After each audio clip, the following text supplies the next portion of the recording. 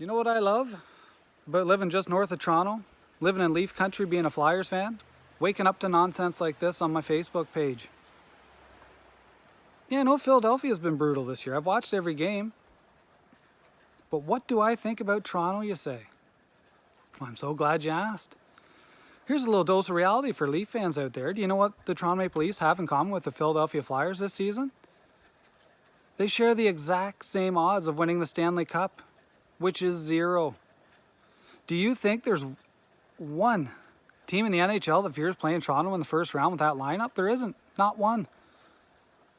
So where do you even begin to break it down? Well, I'll start with team captain John Tavares. Dude's been in the league for 13 years now. And do you know how many times he's won a playoff round? Once. He won one round about half a decade ago with the Islanders. And as soon as they shipped him out of town, they started winning in the playoffs, became more competitive. Is that a coincidence? No. Then you got pundits on here talking about John Tavares as the ultimate leader because Tom Wilson ragdolled him. Made him skate back to the bench with his head in shame, and then he came back 2-3 shifts later and poke-checked the guy and set up a goal. That, to me, is real toughness and the toughness that the Leafs need.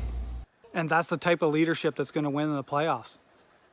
Guys that won't compete or battle or stand up for themselves or their teammates. But rather poke-check guys, stick-check guys. That's going to win you the cup.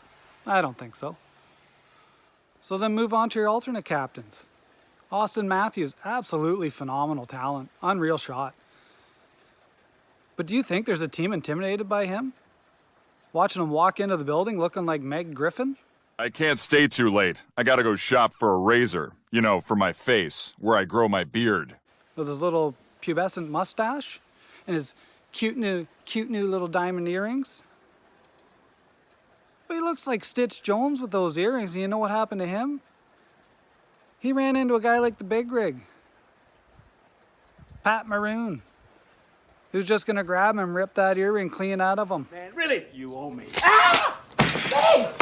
Ah! Now, it's my will against yours, and you will lose. But when the Leafs start chanting Swede, Swede, Swede, for a guy to stick up for their teammates, that dude ain't rolling out. Do you know who is? Cornrow Willie himself, William Nylander. Do you think teams are intimidated by this guy on the ice? No. Well, how about Mitch Marner? Another guy that weighs $170. 35 playoff games, he's got 5 goals. Absolutely disappears in the playoffs. Morgan Riley, your other assistant. Once that dial gets turned up and the pressure starts mounting of the playoffs, absolutely panic mode. That decision-making disappears. He starts coughing up the puck, throwing hot zaws up the middle. Absolute train wreck.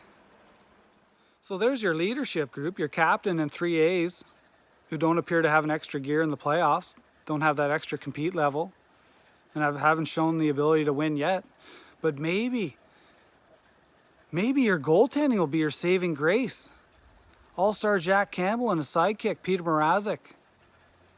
Except the fact that they've been absolutely lit up in 2022, the absolute worst combo in the NHL right now, getting pumped for 4 or 5 goals a game. Do you think they inspire confidence in the playoffs? Do you think Jack Campbell is going to beat Vasilevsky or even Bobrovsky in a playoff series? Not a chance. Not a chance. You know that, Leaf fans, don't you? But if the goaltending's a bit shaky, that stellar D-core will turn it up a notch, won't they?